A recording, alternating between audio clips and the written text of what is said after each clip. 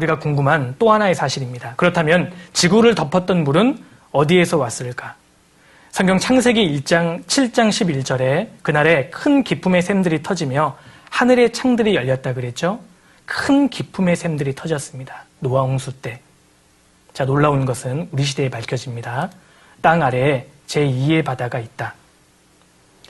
지구 표면의 3분의 1을 덮고 있는 바다, 땅 위의 대부분을 차지하고 있는 바다지만 땅속 깊숙한 곳에 땅 위의 바다보다 큰 지하 바다가 있다는 사실이 밝혀지고 있다. 오늘날 밝혀집니다. 지구는 거대한 물통이다. 어마어마한 물이 지구 내부에 저장되어 있는 거예요. 노아 홍수 때 기품의 샘들이 터졌다 그랬죠? 지화수와 처녀수가 터진 겁니다. 그리고 두 번째로 하늘의 창들이 열렸다고 말씀하셨습니다. 창세기 1장에 하나님께서 이 세상을 창조하실 때 궁창을 만드셨습니다. 궁창은 영어로 스카이입니다. 하늘입니다. 하늘을 만드실 때 궁창 아래의 물과 궁창 위의 물로 나뉘게 하셨다고 말씀하셨죠.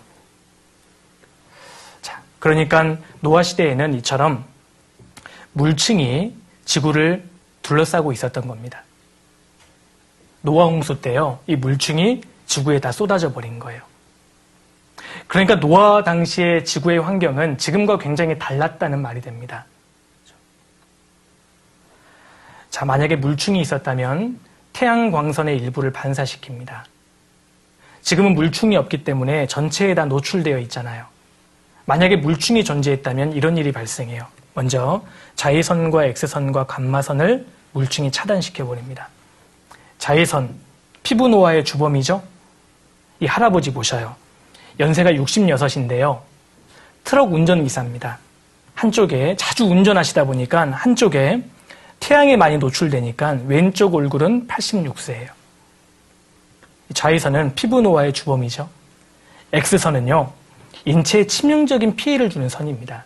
감마선은 핵폭탄이 터질 때 나오는 빛이에요. 이 빛을 다량으로 쬐면 사람이 녹아버립니다. 이 살인광선을 물층이 완전히 차단시켜버립니다. 그러면 지구가 어떤 환경이었을까? 자, 보세요. 극에서 극까지 온화한 기후고요. 물층이 있었다면 바람과 폭풍우가 없습니다. 사막과 얼음으로 덮인 불모지의 확장이 없고 심지어 성장기가 계속돼요. 지구 전체에 걸쳐서 무성한 초목이 있게 됩니다. 만약에 물층이 있었다면 지구의 평균 기온이 27도 정도로 유지가 된답니다. 지금 지구의 평균 기온이 17도거든요. 27도로 유지되면 성장기가 계속돼요. 그러니까 지금 발견되는 화석들이 이해가 되는 겁니다. 자, 보세요.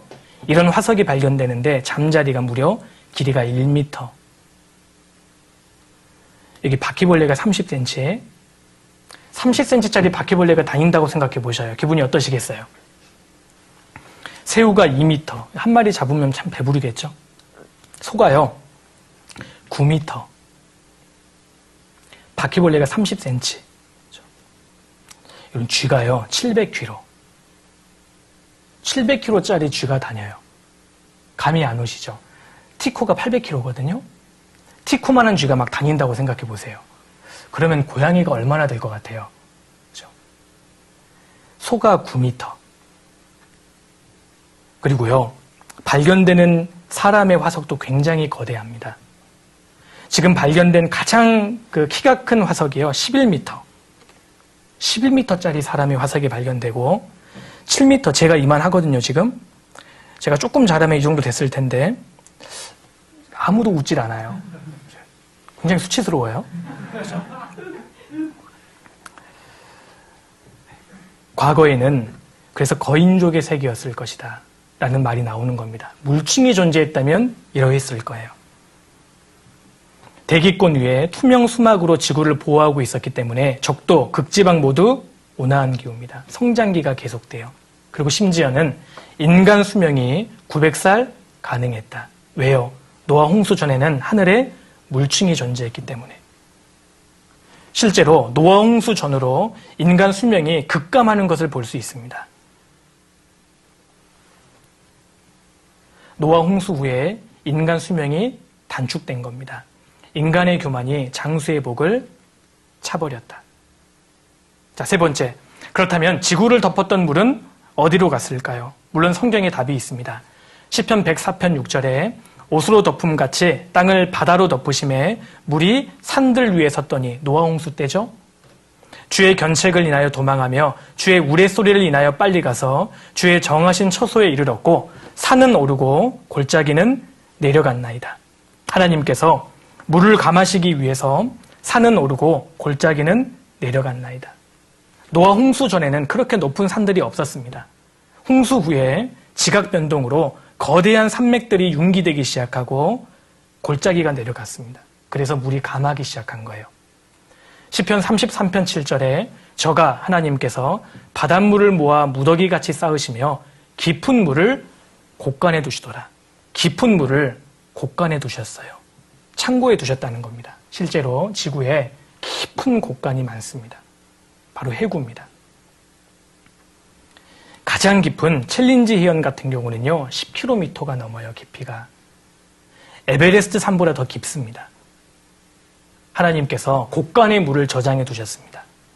그리고 바닷물을 모아 무더기같이 쌓았다 그랬죠? 어떻게 물을 무더기같이 쌓을 수 있습니까? 얼리면 돼요. 그것이 바로 북극과 남극입니다.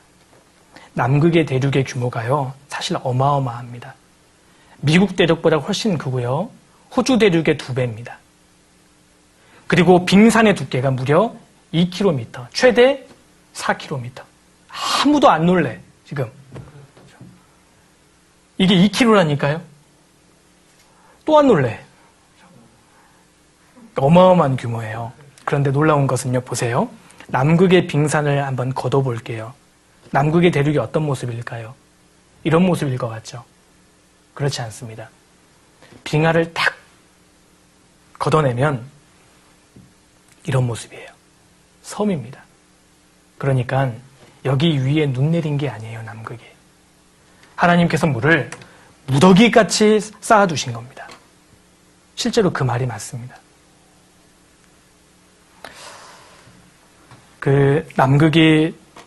남극의 얼음이 다 녹아버리면 지금보다 해수면이 60m나 상승한답니다.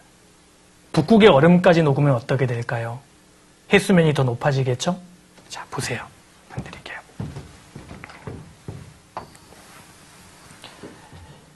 이게 지구가 있는데, 지구가요, 높은 산도 있고 낮은 해구도 있고 높은 산과 골짜기와 이렇게 되어 있습니다.